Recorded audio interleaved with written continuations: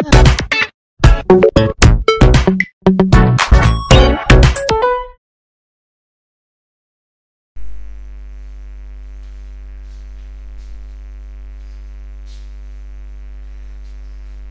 యొక్క చరిత్ర. ఈ పటాలకు సంబంధించి చరిత్ర చూసుకున్నట్లయితే ఈ పటాల యొక్క ప్రస్తావన మొట్టమొదటిసారిగా ఇప్పుడు ఎక్కడ ఎలా మొదలైంది, ఆ తర్వాత ఎవరు ఆ పటాల గురించి ఏ విధమైనటువంటి కృషి చేశారనే విషయాలు చూసుకున్నట్లయితే మొట్టమొదటిసారిగా అంటే ఇప్పటికీ అందుబాటులో ఉన్నటువంటి అతి పురాతనమైన పటాలు 4000 సంవత్సరాల క్రితం తయారు చేసినటువంటి పటాలు. 4000 సంవత్సరాల క్రితం తయారు చేసినటువంటి పటాలు. ఆ పటాలు తయారు చేసింది ఎవరు అంటే సుమేరియన్లు అంటాం వాళ్ళని. 4000 సంవత్సరాల క్రితం నాటి పటాలు తయారు చేసింది సుమేరియన్లు. ఆ సుమేరియన్లు అంటే ప్రస్తుతం ఇరాక్ దేశానికి చెందినటువంటి వాళ్ళు. అయితే ఈ సుమేరియన్లకి పటాలు తయారు చేయాల్సినటువంటి అవసరం ఎందుకు వచ్చిందంటే వాళ్ళకి అక్కడ ఉన్నటువంటి కొన్ని దేవాలయాలు ఉండేవి. ఆ దేవాలయాల యొక్క భూముల వివరాలు నమోదు చేయడానికి వాళ్ళు ఒక మట్టి పలక పైన కొన్ని పటాలని తయారు చేయడం జరిగింది. అదే చరిత్రలో మొట్టమొదటిసారిగా తయారు చేసిన పటాలని మనం చెప్పుకోవచ్చు. అది ఎప్పుడంటే 4000 సంవత్సరాల క్రితం. ఈ విధంగా సుమేరియన్లు మట్టి పలక పైన పటాలని గీశారు. తర్వాత చూసుకున్నట్లయితే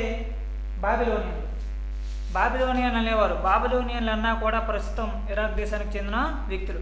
అయితే ఈ బాబిలోనియన్లు 2600 సంవత్సరాల క్రితం కొన్ని పటాలని వాళ్ళకి తెలిసినటువంటి పటాలని గీశారు. 2600 సంవత్సరాల క్రితం ఆ బాబిలోనియన్లు ఈ ప్రపంచం అనేది గుండ్రటి పల్లెం మాదిరి ఉందని ఊహించుకొని అప్పటికి వాళ్ళకి తెలిసినటువంటి ప్రపంచం అంటే చుట్టుపక్కల వాళ్ళకి తెలిసినటువంటి గ్రామాలు, చిత్తజ్ఞాలు, పంటలు అన్నీ కూడా గుర్తించి వాళ్ళు కూడా ఒక మట్టి పలక పైన ఆ పటాన్ని చిత్రించడం జరిగింది. అయితే వాళ్ళు తయారు చేసినటువంటి పటాలు ఉన్నటువంటి ప్రత్యేకత ఏంటంటే ఆ పటంలో వాళ్ళకి తెలిసినటువంటి గ్రామాలు, చిత్తజ్ఞాలు, పంటలను చూపిస్తూ వాళ్ళ మధ్యలో వాళ్ళ పట్టణమైనటువంటి ప్రముఖ పట్టణమైనటువంటి బాబిలోని పట్టణాన్ని మధ్యలో సూచించారు.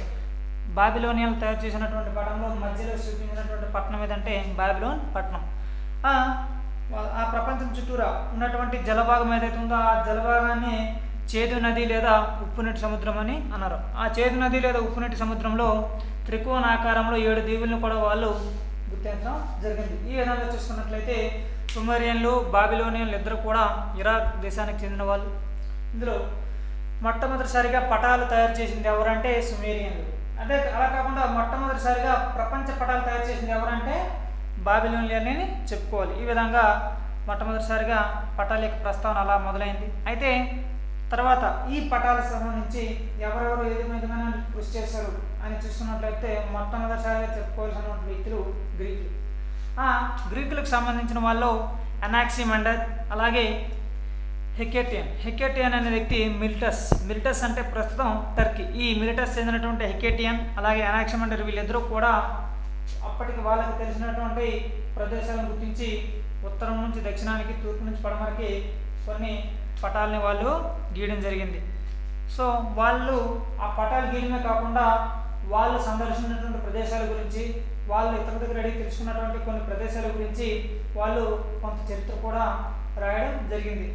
అయితే ఇప్పుడు వాళ్ళు తయారు చేసినటువంటి పటాలు అయితే అందుబాటులో లేవు, కానీ వాళ్ళ ఇచ్చినటువంటి వివరణల ఆధారంగా తర్వాత కొన్ని పటాలని తర్వాత చరిత్రకారులు తయారు చేశారు. నెక్స్ట్ చూడండి, అదే గ్రీకులకు సంబంధించిన వాళ్ళు తర్వాత ప్రపంచాన్ని 3 ఖండాలుగా విభజిస్తూ కొన్ని ప్రపంచ పటాలని తయారు చేయడం జరిగింది. ఆ గ్రీకులు వర్ణించినటువంటి ఈ ప్రపంచ పటంలో ప్రపంచాన్ని 3 ఖండాలుగా డివైడ్ చేశారు. అవి ఒకటి యూరప్, 2 లిబియా అంటే ఆఫ్రికా, 3వది ఆసియా. ఈ విధంగా ప్రపంచాన్ని యూరప్, లిబియా, ఆసియా అనే 3 ఖండాలుగా డివైడ్ చేశారు. ఆ 3 ఖండాలని వేరు చేసే సముద్రం ఏదంటే మధ్యధరా సముద్రం. అదేవిధంగా ఈ పటం మధ్యలో వాళ్ళ పట్టణమైనటువంటి గ్రీస్ పట్టణాన్ని సూచించడం జరిగింది. ఈ విధంగా చూసుకున్నట్లయితే అదేవిధంగా అక్షాంశాలు, రేఖాంశాల ఆధారంగా ఖచ్చితంగా పటాలు తయారు చేయడానికి ప్రయత్నించేందుకు కూడా గ్రీకులే. వాళ్ళు అక్షాంశాలను, రేఖాంశాలను ఏ విధంగా గుర్తించారని చూసుకున్నట్లయితే ఒకే సమయంలో మిట్ట మధ్యాహ్నమయ్యే కొన్ని ప్రాంతాలని వాళ్ళు గుర్తించారు. ఒకే సమయంలో మిట్ట మధ్యాహ్నమయ్యే ప్రాంతాలను గుర్తించి ఉత్తరం నుంచి దక్షిణానికి కొన్ని గీతల్ని గీయడం జరిగింది. అలా గీసిన వాటిని మెరీడియన్ లేదా మధ్యాహ్న రేఖ అంటాం, దీన్ని రేఖాంశం అని కూడా అన్నారు. నెక్స్ట్, మధ్యాహ్న సమయంలో సమాన పొడవుగల నేలలు ఏర్పడినటువంటి ప్రదేశాలను గుర్తించి అక్షాంశాలని గీయడం జరిగింది. ఈ విధంగా రేఖాంశాలు అక్షాంశాలు గుర్తించి వాళ్ళు గీసినటువంటి గీతాలతో ఈ విధంగా ఉన్నటువంటి గళ్ళు అనేవి ఏర్పడ్డాయి. దీనిని మనం గ్రిడ్ అంటాం. ఈ విధంగా అక్షాంశాలు రేఖాంశాలని గ్రీకులు గుర్తించారు. ఇలా అక్షాంశాలు రేఖాంశాలు సరిగ్గా గీయడానికి 2000 సంవత్సరాలు అనేవి పట్టిందనమాట. ఈ విధంగా అయితే అప్పట్లో వాళ్ళు అటువంటి ప్రయత్నాలను చేసేటప్పుడు నావికులు వ్యాపారులు వాళ్ళు సందర్శించినటువంటి ప్రదేశాల గురించి వీళ్ళకి చెప్పి అలా గీయడానికి వాళ్ళకి సహకరించారు. ఈ అక్షాంశాలు రేఖాంశాల ఆధారంగా ఖచ్చితమైన పటాలు తయారు చేసిన వ్యక్తి టాలమీ. తర్వాత కాలంలో ఈ టాలమీ తయారు చేసినటువంటి పటాలు అయితే అందుబాటులో లేవు, కానీ తాను తయారు చేసినటువంటి పటాల ఆధారంగా వచ్చినటువంటి వివరాలతో రాసినటువంటి చరిత్ర ఆధారంగా టాలమీ తరువాత కొంతమంది చరిత్రకారులు ఆ టాలమీ యొక్క వివరణలు ఉపయోగించి కొన్ని పటాలని తయారు చేయడం జరిగింది.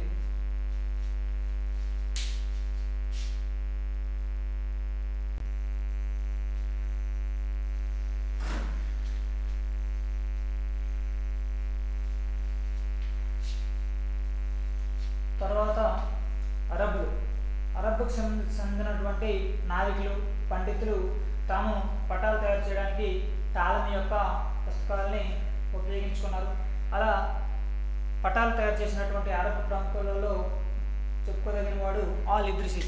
ఈ ఆల్ ఇద్రిసి అనేవాడు తన యొక్క రాజు కోసం 1154వ సంవత్సరంలో ఒక పటాన్ని తయారు చేయడం జరిగింది. అయితే ఈ పటం చూస్తున్నట్లయితే ఈ పటంలో ఉన్నటువంటి వివరణలు అనేవి ఏ భాషలో ఉన్నాయంటే అరబిక్ భాషలో ఉన్నాయి. ఆ పటం యొక్క ప్రత్యేకత ఏంటి? పటం యొక్క ప్రత్యేకత ఏంటంటే ఆల్ ఇద్రిసి తయారు చేసినటువంటి పటం అనేది ఇదివరకు చెప్పుకున్నట్టు అప్పట్లో ఉన్నటువంటి పటాలు తయారు చేసే వాళ్ళకి కానీ ఆ నావికులు కానీ కొంతమంది కొంచెం చుట్టుపక్కల ఉన్నటువంటి ప్రదేశంలో మాత్రమే, కొంత ప్రపంచం మాత్రమే వాళ్ళకి తెలుసు, అంతా కూడా తెలియదు. కాబట్టి అప్పటికి వాళ్ళకి తెలిసినటువంటి ప్రపంచం గురించి మాత్రమే పటాలని తయారు చేసేవారు. ఆ విధంగా చూసుకుంటే ఇక్కడ ఆల్ ఇద్రిసి తయారు చేసినటువంటి పటంలో పూర్తిగా యురేషియా ఖండాన్ని, ఉత్తర ఆఫ్రికాని పూర్తిగా చూపించడం జరిగింది. అసలు చూపించినటువంటి ప్రదేశాలు దక్షిణాఫ్రికా, ఆగ్నేయాసియా ఈ 2 ప్రాంతాలని ఆ ఆల్ ఇద్రిసి పటంలో పూర్తిగా చూపించలేదు. ఈ విధంగా చూసుకుంటే నెక్స్ట్ ఇంకోటి ఏంటంటే ఆల్ ఇద్రిసి తయారు చేసిన పటంలో దక్షిణ దిక్కుని పైకి సూచించడం జరిగింది. సాధారణంగా ఏదైనా పటం తీసుకుంటే ఉత్తర దిక్కుని పైకి చూపిస్తాం, కానీ ఆల్ ఇద్రిసి పటంలో దక్షిణ దిక్కుకి పైకి చూపిస్తూ పటాన్ని తయారు చేయడం జరిగింది. ఇంకా ఆ పటంలో మధ్యలో సూచించినటువంటిది అరేబియా ప్రాంతం. అరేబియా ప్రాంతాన్ని మధ్యలో చూపిస్తూ దక్షిణ దిక్కుని పైకి చూపిస్తూ తన పటాన్ని తయారు చేయడం జరిగింది. తర్వాత చెప్పుకోవాల్సింది చైనా. ఈ చైనాకు సంబంధించి డామింగ్ హన్యూతు అనే ఒక వ్యక్తి చైనా చక్రవర్తి కోసం 1389వ సంవత్సరంలో ఒక పటాన్ని తయారు చేయడం. ఆ పటాన్ని 17 చదరపు మీటర్ల పట్టుగుడ్డ పైన తయారు చేయడం జరిగింది. ఈ విధంగా కొంతమంది వ్యక్తులు తమకు తెలిసినటువంటి ప్రపంచం గురించి వాళ్ళకి తెలిసినటువంటి వివరణల ఆధారంగా పటాలని తయారు చేయడం జరిగింది. అయితే టాలమీ యొక్క పుస్తకాలు, టాలమీ రాకముందు వరకు టాలమీ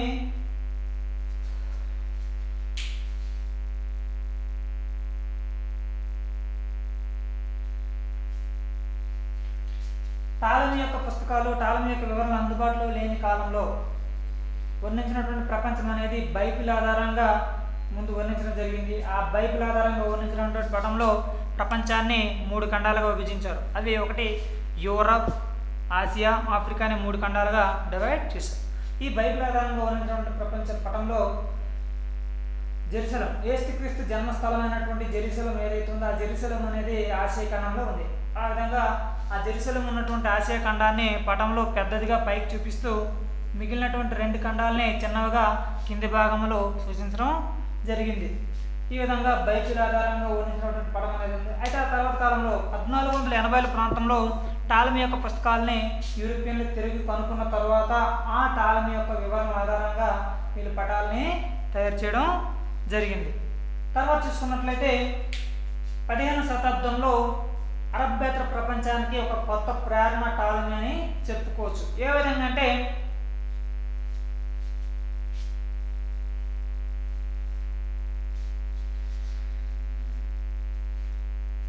అంటే అప్పట్లో వ్యాపారం అనేది ఎక్కువగా మధ్యధరా సముద్రం మీదుగా జరిగేది.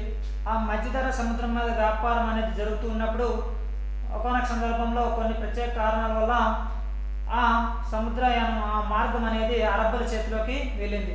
సో అలా అరబ్బుల చేతిలోకి వెళ్ళిన తర్వాత వాళ్ళు మధ్యధరా సముద్రం మీదుగా ఉన్నటువంటి ఆ వ్యాపార మార్గాన్ని ఎప్పుడైతే మూసారన్నమాట, ఆ విధంగా ఎప్పుడైతే వాళ్ళు వ్యాపార మార్గాన్ని మూసడం జరిగిందో మిగతా యూరోపియన్ దేశాల వాళ్ళకి మన భారతదేశానికి కానీ చుట్టుపక్కల కొన్ని దేశాలకు కానీ సముద్ర మార్గాన్ని కొనుక్కోవాల్సిన అవసరం అనేది ఏర్పడింది. ఆ విధంగా ఫ్రాన్స్ అలాగే ఆ విధంగా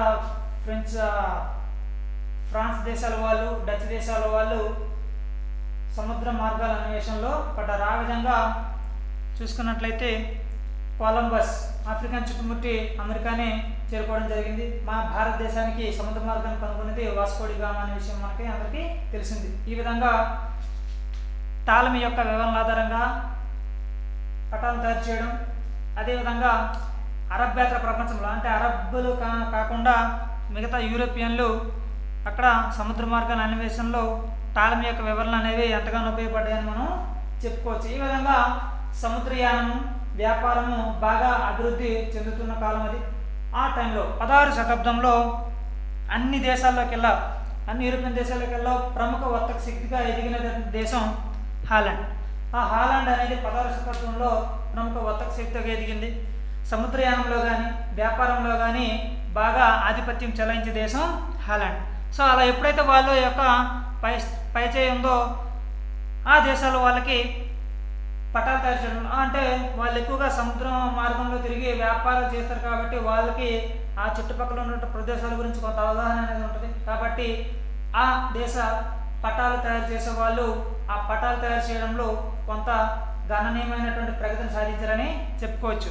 అందులో చెప్పుకోదగిన వాడు గెరార్డస్ మెర్కేటర్. ఈ గెరార్డస్ మెర్కేటర్ని డచ్ దేశ పటాల తయారీదారుల పితామహుడు అని అంటాం.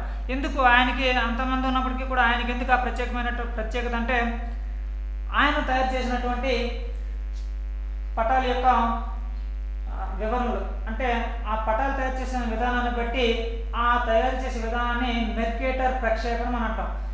సో మెర్కేటర్ ప్రక్షేపణం అంటే ఏంటి? ఖండాల యొక్క పరిమాణము దూరాల్లో ఉక్రీకరణలు ఉన్నప్పటికీ ఆకారం దిశ సరిగ్గా చూపించే విధానాన్ని మెర్కేటర్ ప్రక్షేపణం అని అంటాం. అంటే భూమి అనేది గోళాకారంగా ఉంటుంది కాబట్టి ఆ ఖండాలు అనేవి కొంత దిశలో పరిమాణాలు కొంచెం తేడాలు అనేవి ఉంటాయి. ఆ తేడాలు ఉన్నప్పటికీ కూడా దాన్ని కరెక్ట్గా గెరార్డస్ మెర్కేటర్ అనేవాడు కొంచెం సరిగ్గా ఆ దిశలో ఆకారం అనేది సరిగ్గా చూపించారు కాబట్టి ఆ ప్రత్యేకత వల్ల దాన్ని మనము మెర్కేటర్ ప్రక్షేపణం అని అంటాం. ఆయన పటాలు తయారు చేసే విధానాన్ని ఏమంటారంటే మెర్కేటర్ ప్రక్షేపణం.